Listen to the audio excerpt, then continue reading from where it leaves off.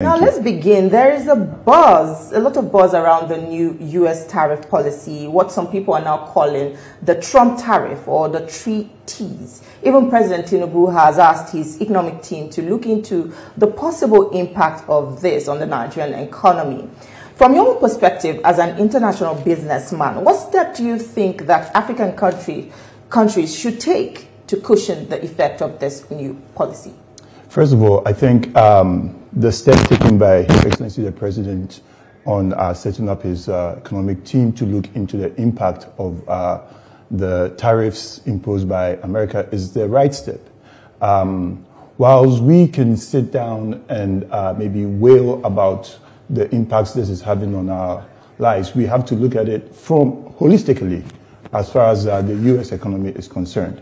During the lead up to the U.S. election, the 2 leading candidates campaigned on several policies, and the people of the United States of America chose to elect President Trump. What President Trump is implementing is the exact policies that he communicated to the U.S. Population, which led to him winning all the swing states in the elections. The impact of Americans losing jobs, losing automobile jobs in Detroit, farmers going out of work in Iowa and all the across the states is what has informed that policy.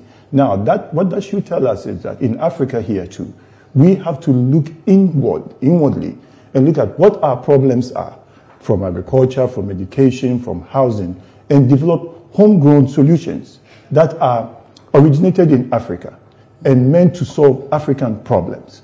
You see, we cannot expect the likes of McKinsey, World Bank, IMF to diagnose our problems for us in the areas of the critical areas where we want to empower our youth.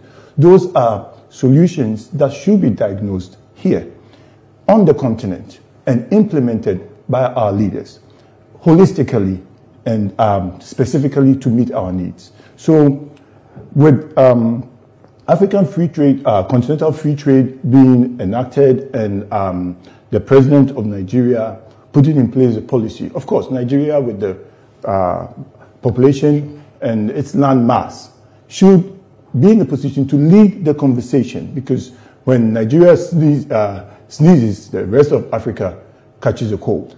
So that therefore means that the solutions will have to come from Africa and Nigeria. Nigeria must lead the way. Nigeria must formulate policies that will not just impact Nigeria, but impact the sub-region and, in fact, Africa as a whole. Okay. So, whilst this might be a problem, it also presents an opportunity for us to sit down as Africans, as African economies, as African leaders, to say that, look, are we doing enough to strengthen our economies? Are we truly independent as far as our economic directives and our economic policies are concerned? Are we rushing to the West for pittance, or are we rushing to the West to engage them on economic reforms? Okay.